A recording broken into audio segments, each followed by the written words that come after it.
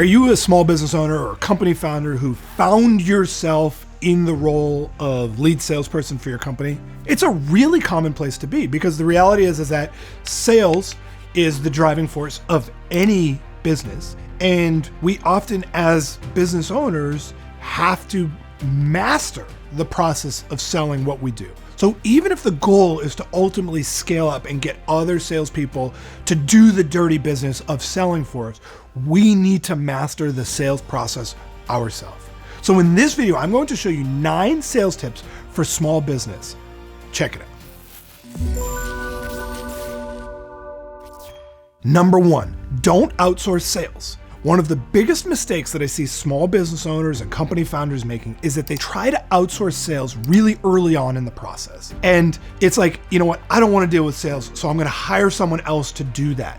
But the problem is that without sales, your business goes nowhere. It's one of the single most important roles in a company. And if you're just getting the business off the ground or you're just getting going, you must master the sales process yourself. You must get the process in place so that way you can bring someone in eventually to do that work. But we don't want to just outsource sales to someone else and just say, okay, look, you figure it out. I'm going to focus on operations, because that is a recipe for failure. You must at least get the sales process in place. And that could be, that could be done in 6 months, but you must get that process in place so that way you can bring someone in to do the job. So don't outsource sales from the start. Number 2, focus on processes. So as business owners, we almost want to think like a McDonald's franchisee, where having the processes is the most important thing. So yes, you may have an amazing personality, and so you can just use your personality to get sales. But that's no good, because ultimately when you try to get someone else into position to do that, they're not going to necessarily have your personality to do all that stuff. So by focusing on a process, now it's like the hamburger maker at the McDonald's. You have mastered the process of making the hamburgers, so that way now you can put someone else in and all they do is make hamburgers all day long. Same thing with sales. Focus on the process, so that way, once the process is in place, now you can just bring someone in and all they're doing is prospecting all day long, or all they're doing is closing deals all day long. By having the processes in place, we can create that repeatable approach to ultimately just put someone in that position, and now they're not floundering trying to figure it out on their own. Number 3, have a repeatable way to get cold prospects. Now, the data is unequivocal that the top organizations on the planet all have repeatable ways to get in front of cold prospects. And a cold prospect is someone who has no idea who you are right now. If you're only relying on referrals and introductions to grow your business, you can be successful, but it's going to be small. It's not going to scale the way you would like. You must have a repeatable way to get in front of cold prospects if you want to scale. And the way we do that is by having a consistently repeatable outreach process. And so that's going to ultimately turn people who have no idea who you and your company is into prospects, ultimately into clients. Number 4, leverage sales automation. So as a business owner or company founder, you're not going to have time to send off every email or make every phone call or write every LinkedIn outreach, right? We need to leverage automation in order to scale our outreach. And so there are so many great tools out there. I'm not going to focus on which one to use, but we must use sales automation. And by the way, I'm not talking about marketing automation like HubSpot or, MailChimp or Constant Contact. I'm talking about true sales automation tools that allow you to send personalized emails at scale.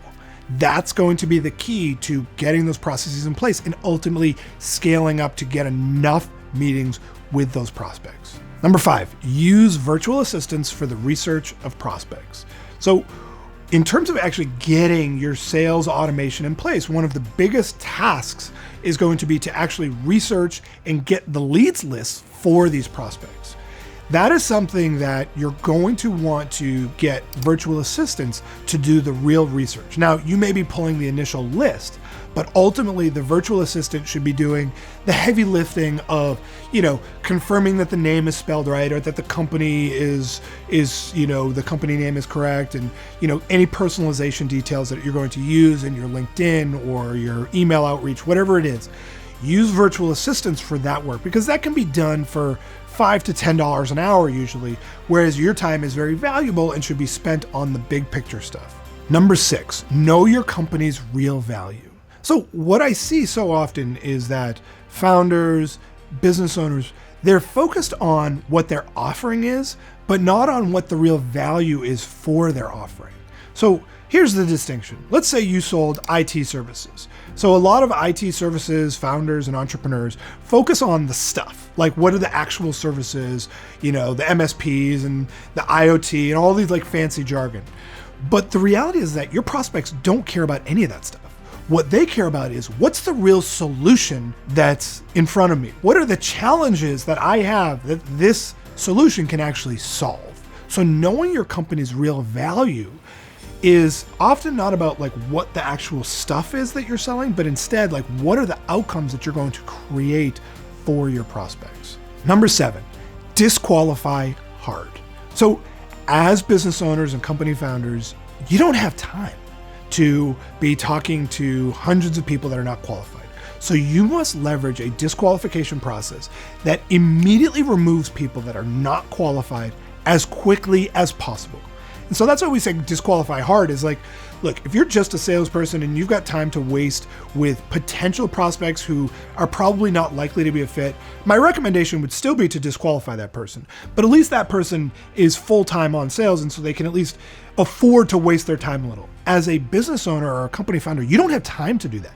So you've got to be really, really ruthless about disqualifying very quickly, not wasting your time with anyone who is not a very strong fit. Number 8, focus on larger sales.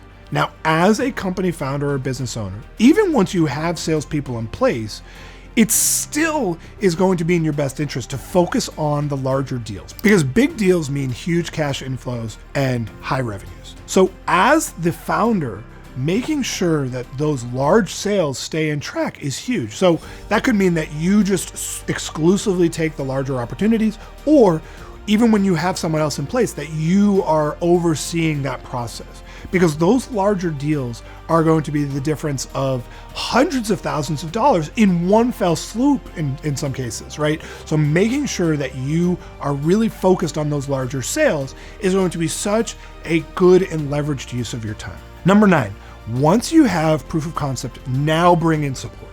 So I started this conversation by saying, don't outsource sales. Well, once you've got the real sales proof of concept in place and you've got the processes, now you can bring in support. And usually that's in bite-sized pieces. So that might mean at first just someone who is, let's say, a sales development rep or a business development rep who's doing prospecting exclusively and then sending you leads. And then once you've got that in place, now you could bring in a closer or an account executive, someone who's actually closing those deals. But it really requires that you have done the work up front, that you've created that sales proof of concept. So now you can bring in that support to ultimately follow the process that you've put in place. So there are 9 sales tips for small business. And if you enjoyed this video, then have an amazing free training on the step-by-step formula to closing more deals. Just click right here to get registered instantly. Seriously, just click right here. This is an in-depth training that will help you close more deals at higher prices, all while generating more meetings. Also, if you got some value, please like this video below on YouTube, and be sure to subscribe by clicking my face, which should be right about here, to get access to a new video just like this one each week.